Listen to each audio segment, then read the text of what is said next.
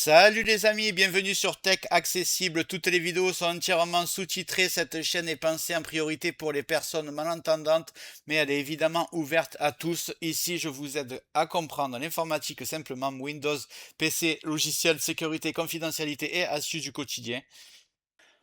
Quand on parle confidentialité sur Windows, on pense souvent à la télémétrie, à la publicité ciblée ou à l'historique d'activité. Mais il existe aussi des mécanismes beaucoup plus discrets, rarement expliqués, qui laissent des traces locales sur ton PC. Windows Error Reporting en fait partie. Ce système enregistre automatiquement des journaux techniques lorsqu'un logiciel plante ou qu'une erreur survient. Ces rapports peuvent contenir des fichiers, des chemins de fichiers, parfois même des noms de documents et ne sont jamais nettoyés automatiquement. Ce n'est pas de la surveillance permanente, mais ces données restent stockées sur ta machine et peuvent, selon les réglages, être envoyées à Microsoft en cas de crash. Et si ton PC est compromis ou simplement accessible par un tiers, ces informations peuvent révéler une partie de ton activité.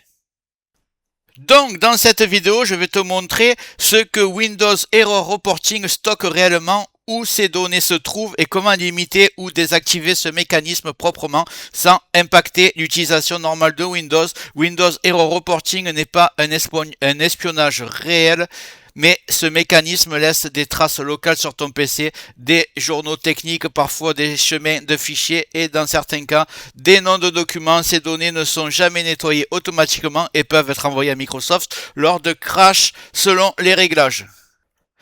Même si le risque est limité, l'objectif ici est simple, réduire au maximum les informations stockées inutilement et garder le contrôle sur ce que Windows enregistre en arrière-plan.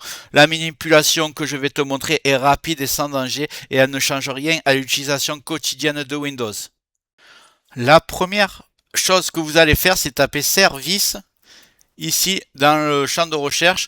Si jamais service n'apparaît pas, comme c'est le cas pour moi parce que j'ai fait pas mal de réglages, vous tapez simplement exécuter. Voilà, ici. Et vous tapez, je vous montre, service avec un s.msc. C'est aussi simple que ça. Vous cliquez sur entrée. Et ici, vous allez chercher tout en bas. Est-ce qu'il existe le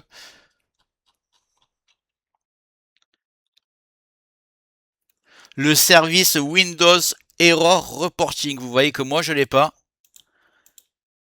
Si vous l'avez, vous tapez dessus et vous faites désactiver, tout simplement. Comme ça, il ne se lancera plus.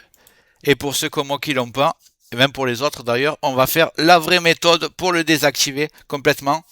C'est parti. On retourne dans recherche en bas et on tape regedit. Voilà, vous voyez, regedit, exécuter la commande. Vous allez chercher une valeur spéciale.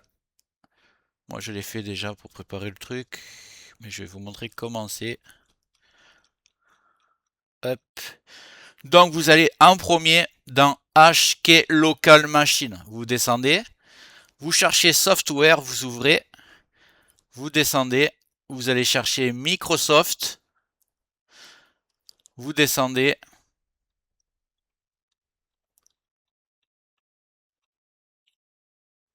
On va aller chercher Windows tout en bas.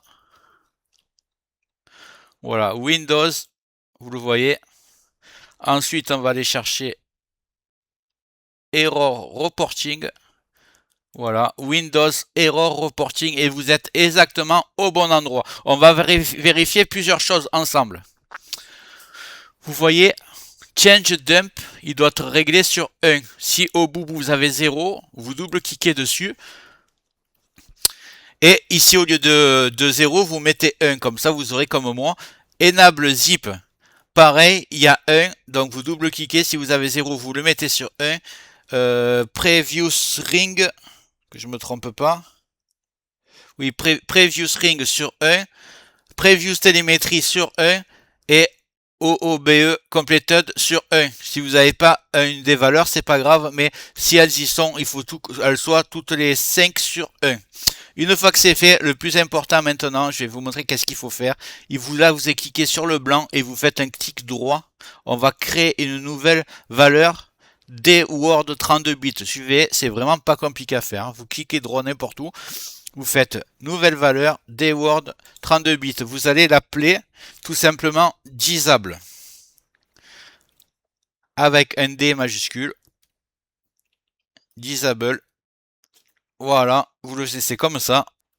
Ce n'est pas un S à la fin, c'est un D. Excusez-moi. Disable. C'est bien ça. Disable. Voilà, avec un D comme ça. D-I-S-A-B-L-E-D. C'est en anglais. Vous cliquez sur Entrée.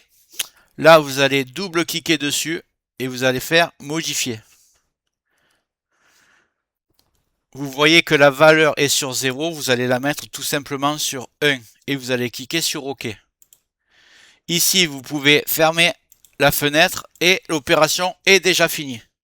Voilà, j'espère que cette vidéo t'a plu. Si c'est le cas, tu mets un like, clique sur le carré bleu en bas à droite pour t'abonner. N'hésite pas à mettre les notifications sur toutes, comme ça tu auras toutes mes futures vidéos dans ton écran de bienvenue YouTube et je vais envoyer du très lourd, au moins 2 par jour. Je te dis à bientôt et je te remercie d'avoir regardé jusqu'au bout. A plus, ciao.